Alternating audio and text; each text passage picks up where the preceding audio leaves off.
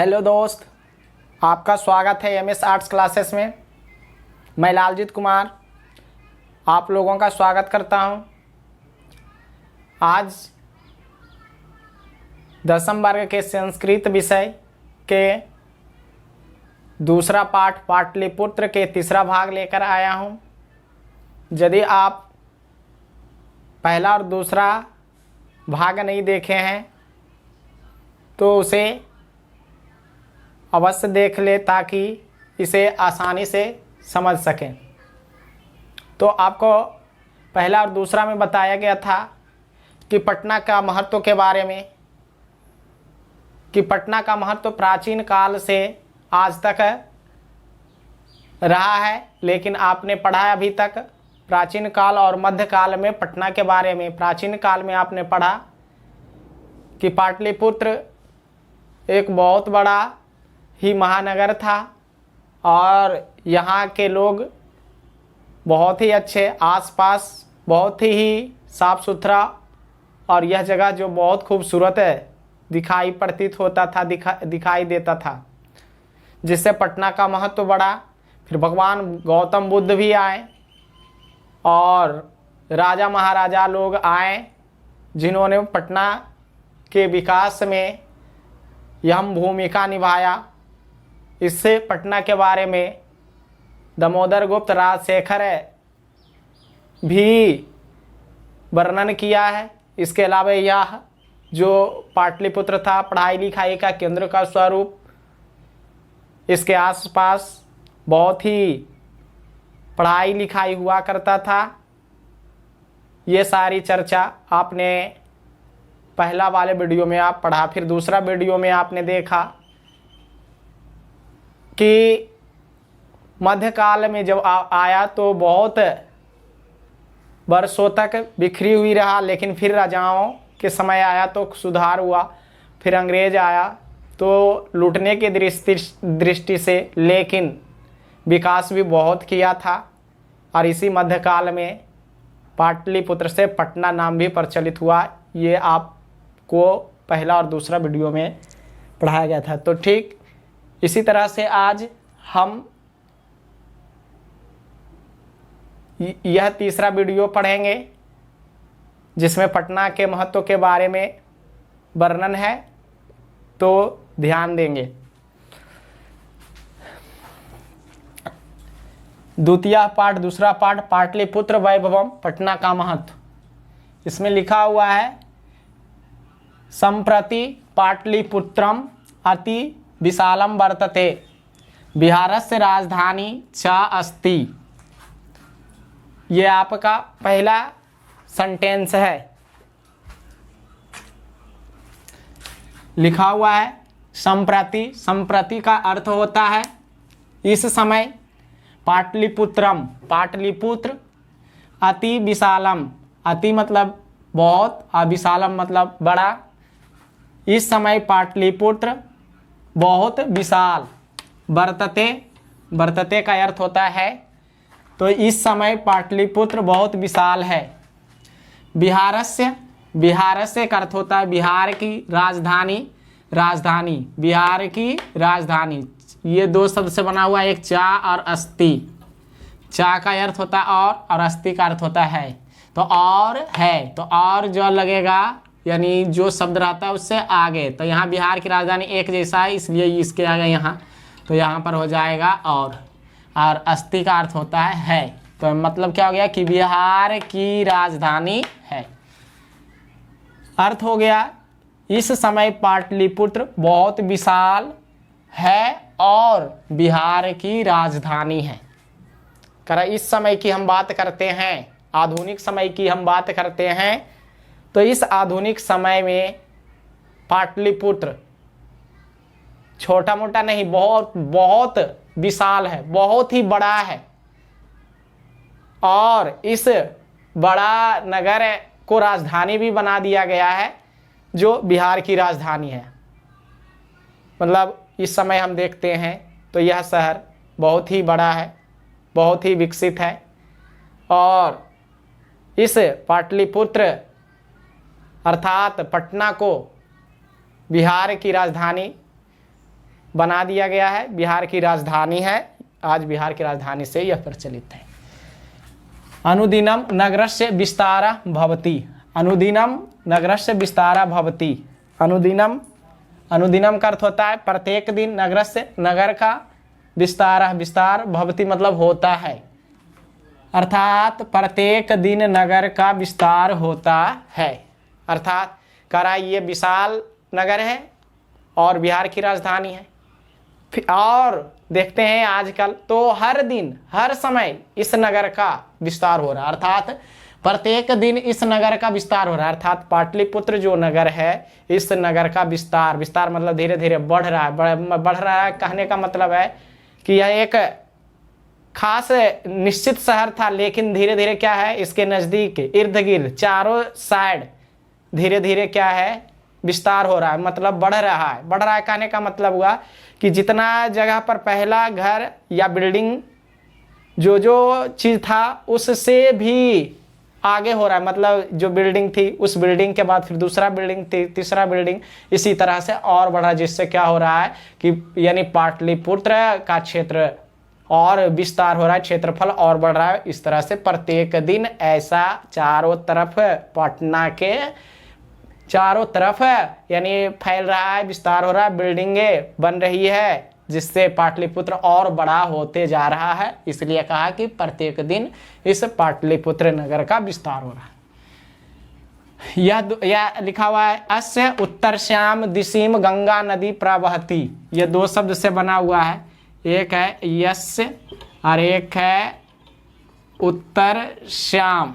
कारा यस्य का मतलब होता है इसका, उत्तर श्याम मतलब उत्तर में, तो इसका अर्थात इसके उत्तर में, दिशीम, दिशीम मतलब दिशा में, तो ये में हट जाएगा, यहाँ चला आएगा, तो इसके उत्तर दिशा में गंगा, गंगा नदी, नदी गंगा नदी प्रवहती, बहती है, अर्थात इसके उत्तर दिशा में गंगा नदी बहती है। कह रहा है कि धीरे धीरे पाटलिपुत्र का विस्तार तो हो ही रहा है, लेकिन क्या यह जो पाटलिपुत्र है एक नदी के किनारे है, और यह नदी का नाम है गंगा, जो भारत की सबसे लंबी नदी है। तो इस गंगा, इस लंबी नदी गंगा के किनारे, गंगा के तट पर यानी स्थित है।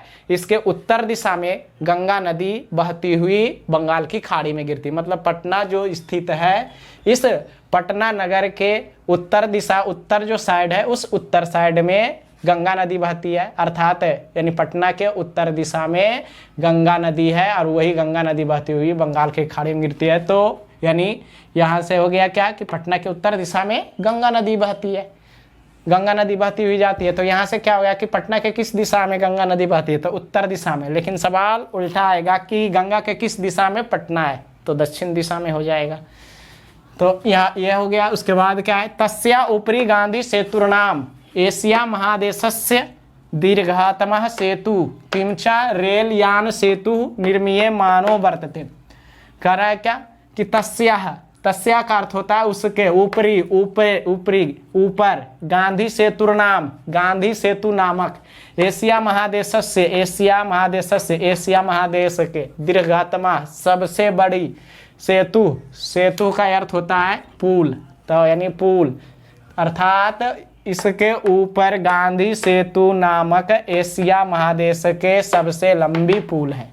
किमचा इसी प्रकार रेल यान सेतु, रेल यान मतलब रेलगाड़ी, सेतु जोड़ या पी यहाँ टूटेगा, तो सेतु मतलब पुल और अपी मतलब भी, तो रेल यान सेतु पुल भी निर्मीयमानो निर्माणाधीन वर्तते है, निर्माणाधीन है, अर्थात उसके ऊपर गांधी सेतु नामक एशिया महादेश की सबसे बड़ी पुल है। इसी प्रकार रेल यान सेतु, रेल यान पुल भी निर्माणाधीन है। कह रहा गंगा नदी है, तो गंगा नदी के ऊपर जाते हैं, कह रहा गंगा नदी, और गंगा नदी के यानी दक्षिण किनारे पे पाटलिपुत्र है, और उत्तर में हो गया गंगा, और गंगा नदी जो है उसके और ऊपर जाते हैं पाटलिपुत्र जो स्थित है, उस स्थित पाटलिपुत्र के उत्तर साइड में गंगा नदी बहती है। लेकिन उसी गंगा नदी से ऊपर थोड़ा सा और उत्तरी क्षेत्र ऊपर जाते हैं, तो वहाँ पे एक पुल बनाया गया है, जिसका नाम है क्या, गांधी सेतु नामक पुल है। मतलब उसी गंगा नदी पर गांधी सेतु नामक पुल है। और यह एशिया महादेश, जो हम सब एशिया महादेश में रह रहे हैं, इस एशिया महादेश का सबसे बड़ी पुल है गांधी सेतु पुल। लेकिन अब दूसरा नंबर पर है, कह रहा है बड़ी पुल है। इसी प्रकार क्या है, रेल यान सेतु, इसी प्रकार क्या है, रेलगाड़ी जो चलती है, तो ये जो पुल है मतलब जो गाड़ी 4 व्हीलर वगैरह चलता है उसके लिए मतलब गांधी सेतु पुल है। लेकिन ये रेलगाड़ी के लिए नहीं है, तो उस रेलगाड़ी के लिए यानी निर्माणाधीन है, निर्माण हो रहा है, यानी निर्माण पाटलिपुत्र में गंगा नदी पर यानी रेलगाड़ी के लिए जो यानी रेलगाड़ी पुल है वो निर्माणाधीन है, अब बन भी गया है। तो यहाँ पे आएगा कि गांधी सेतु पुल किस नदी पर है, गंगा नदी पर, यानी कहाँ है, तो पटना में है, एशिया महादेश की सबसे बड़ी पुल। आगे देखते हैं, तो यहाँ पे देखने वाली है कि कह रहा है यहाँ पे सोचने वाली बात यह है कि गंगा नदी के किनारे है, तो गंगा लंबी और पवित्र नदी है, तो उसके किनारे पर जो भी नगर होंगे उसका महत्व बढ़ेगा। तो यहाँ पटना का भी महत्व बढ़ता है और विशाल है, जिसके चलते भी महत्व बढ़ता है। आगे है कि गांधी सेतु पुल भी है और एशिया में ऐसा पुल नहीं रहने के कारण इस पुल का महत्व बढ़ा, और वह जो पुल है पटना में, तो पटना का भी महत्व बढ़ा, जिससे लोग पढ़ते हैं और उसे देखने की कोशिश करते, देखने के लिए आते हैं, इसलिए पटना का महत्व बढ़ेगा। नगरे अस्मिन उत्कृष्टा संग्रहालय उच्च न्यायालय सचिवालय गोलगिरिहम जैविक उद्यानम मौर्यकालिक अवशेष महावीर मंदिरम इतिएत दर्शनीयाः सन्ति। कह रहा है नगरे अस्मिन मतलब इस नगर में, उत्कृष्टा मतलब अच्छा, संग्रहालय उच्च न्यायालय सचिवालय गोलगिरिहम गोलघर जैविक उद्यान मौर्यकालिक अवशेष महावीर मंदिर इत्यादि दर्शनीय और संति मतलब है दर्शनीय है, दर्शनीय का अर्थ है देखने योग्य। अर्थात इस नगर में अच्छा संग्रहालय, उच्च न्यायालय, सचिवालय, गोलगृह, गोलघर, जैविक उद्यान, मौर्यकालिक अवशेष, महावीर मंदिर इत्यादि देखने योग्य है। कह रहा है रेल यान सेतु निर्माण है, गांधी सेतु पुल है। इसके अलावा क्या है कि इस नगर में अच्छा संग्रहालय है। संग्रहालय मतलब आप जानते हैं कि जो पूर्वज वाले अवशेष से बचा हुआ रहता है वह सुरक्षित रखा जाता है। ऐसा स्थान आज पटना में है, जो बहुत प्राचीन काल का और मध्यकाल का अवशेष बचा है, जिससे पता चलता है कि उस ज़माने में, उस टाइम में इस तरह से लोग रहते थे, ऐसा उसका औजार हथियार था, ऐसे चीज़ रहते जिसे देखकर हम आज के दुनिया में कुछ अलग बनाने की कोशिश करते हैं। तो ऐसा चीज़ देखने के लिए हमें संग्रहालय में मिलता है। तो ऐसा यानी उसी तरह का एक संग्रहालय पटना में है, जिसे लोग देखने के लिए आते हैं। तो पटना का महत्व बढ़ता है। उच्च न्यायालय, हाई कोर्ट, प्रशासनिक दृष्टि और न्याय व्यवस्था के लिए कोर्ट की स्थापना होती है। तो ये यहाँ जो है उच्च न्यायालय, तो हाई कोर्ट है, जो बड़े बड़े फैसले लिए जाते हैं, तो बड़े फैसले के लिए पटना जाना पड़ता है, तो पटना का महत्व बढ़ता है। सचिवालय, सचिवों का घर। इसी तरह से गोलघर, आप जानते हैं गोलघर है जो पूरे विश्व में प्रसिद्ध है, वह गोलघर पटना में है, जिसे देखने के लिए लोग तरसते हैं, देखने के लिए जाते हैं। तो इससे पटना का महत्व बढ़ता है। और जैविक उद्यान, चिड़ियाघर भी है, चिड़ियाघर है रहने के कारण लोग पटना घूमने जाते हैं, तो पटना का महत्व बढ़ा। मौर्यकालिक अवशेष, मौर्य वंश का जो शेष बचा है, जैसे बिल्डिंग हो गया, कुछ यानी कुछ महल हो गया, और भी बहुत सारे चीज़ होंगे मौर्यकालिक का जो बचा हुआ, वह भी, क्योंकि मौर्य वंश की स्थापना पाटलिपुत्र नगर में हुआ था। महावीर मंदिर जो बहुत प्रसिद्ध है, तो इस महावीर मंदिर में लोग दर्शन करने के लिए जाते हैं, तो पटना का महत्व बढ़ता है। इस तरह से इन सारे चीज़ों से पटना का महत्व आज भी है। आगे देखते हैं, प्राचीन पटना नगरे सिख संप्रदाय से पूजनीयम स्थलम दशम गुरु गोविंद सिंह से जन्म स्थानम गुरुद्वारा इति नामना प्रसिद्धम वर्तते। कह रहे हैं देखिए कि प्राचीन पटना नगरे, प्राचीन पटना नगरे, पटना नगर में, तो प्राचीन पटना नगर में सिख संप्रदाय से, सिख संप्रदाय का पूजनीय स्थलम स्थल, प्राचीन पटना नगर में सिख संप्रदाय के पूजनीय स्थल, दसवें गुरु गोविंद सिंह से, गोविंद सिंह का जन्मस्थान, प्राचीन पटना नगर में सिख संप्रदाय के पूजनीय स्थल 10वें गुरु गोविंद सिंह का जन्मस्थान, गुरुद्वारा इति, गुरुद्वारा नामना, नाम से, गुरुद्वारा नाम से प्रसिद्ध वर्तते है, प्रसिद्ध है। प्राचीन पटना नगर में सिख संप्रदाय के पूजनीय स्थल 10वें गुरु गोविंद सिंह का जन्म स्थान गुरुद्वारा नाम से प्रसिद्ध है।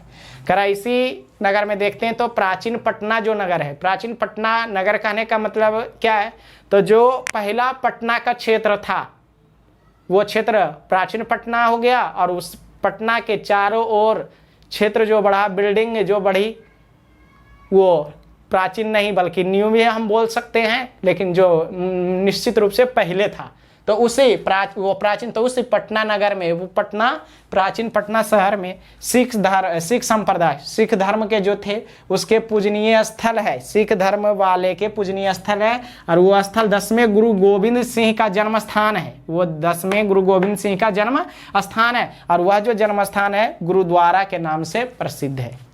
अर्थात कहने का मतलब है कि जो पुरानी पटना है, पुराने प्राचीन पटना है, उस पटना नगर में सिख संप्रदाय का एक पूजनीय स्थल है, और वह स्थल सिख धर्म के 10वें गुरु गोविंद सिंह के, उसे वह स्थल गुरु गोविंद सिंह का जन्म स्थान है, जो सिख धर्म के 10वें गुरु थे, और उनका जन्म इस प्राचीन पटना में हुआ, और उन्हीं का जन्म स्थान गुरुद्वारा के नाम से आज जाना जाता है, और वह स्थल सिख संप्रदाय के लिए पूजनीय योग्य है, और पूजनीय योग्य है, और वहाँ लोग दर्शन करने के लिए आते हैं। इस तरह से वह गुरुद्वारा आज बहुत ही प्रसिद्ध है। तो यहाँ से सवाल भी आएगा कि यानी प्राचीन पटना में सिख धर्म के किस गुरु का जन्म हुआ, गुरु गोविंद सिंह का। गुरु गोविंद सिंह का महागुरु थे, 10वां गुरु थे, और गुरु गोविंद सिंह का जन्म स्थान क्या कहलाता है, तो गुरुद्वारा कहलाता है। आगे देखते हैं कि तत्र देशस्य अस्य तीर्थयात्रिणः दर्शनार्थम आयान्ति। तत्र मतलब वहाँ, देशस्य जोड़ा से, देशस्य, देश का, अस्य मतलब इसके, अर्थात वहाँ इसके, देशस्य देश के, इस देश के, यश से जो है इसका होता है या इसके, तो ये इस आगे अर्थ लगेगा तो हो जाएगा इसके देश के, अर्थात इस देश के। तो वहाँ देश, इस देश के तीर्थयात्री दर्शनार्थम आयान्ति, दर्शन करने के लिए आते हैं, अर्थात वहाँ इस देश के तीर्थयात्री दर्शन करने के लिए आते हैं। तो कह रहा इस तरह से 10वें गुरु गोविंद सिंह का जन्मस्थान गुरुद्वारा के नाम से प्रसिद्ध है, जहाँ पर आज क्या है, इस देश के अनेक राज्यों से, अनेक क्षेत्रों से इस स्थान को दर्शन करने के लिए आते हैं, इस स्थान को देखने के लिए आते हैं, इस सारे स्थान को घूमने के लिए आते हैं, जिससे पटना का महत्व बढ़ता है। आज पटना बहुत ही प्रसिद्ध है। इस तरह से आपका चैप्टर खत्म। तो आपने देखा कि प्राचीन काल में और मध्यकाल में और आधुनिक काल में पटना के बारे में, और हर काल में पटना का महत्व बरकरार रहा। इसमें भी इन सारे चीज़ों के रहने से, अर्थात गोलघर, उच्च न्यायालय, मौर्यकालिक वंश और मौर्य काल की स्थापना, महावीर मंदिर, गोविंद सिंह का जन्म स्थान, और गंगा रहने के कारण, गांधी सेतु पुल रहने के कारण पटना का महत्व बढ़ा। इस समय, इस आधुनिक काल में भी इसी तरह से आपको पहले भी बताया गया। इस तरह से पटना का महत्व प्राचीन काल, मध्यकाल और अभी भी है, और हमेशा के लिए रहेगा।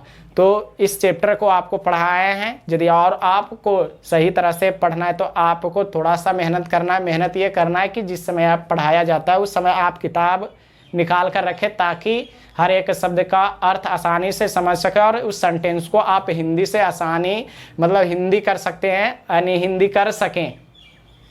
तो आप ध्यान देंगे तो इस पाठ से हमें शिक्षा मिलती है कि जिस तरह से प्राचीन काल में पटना का महत्व रहा, आधुनिक काल में महत्व रहा, और अभी भी महत्व है, तो हमें भी इस समय हम सभी को क्या है, पटना का महत्व को बरकरार रखना चाहिए।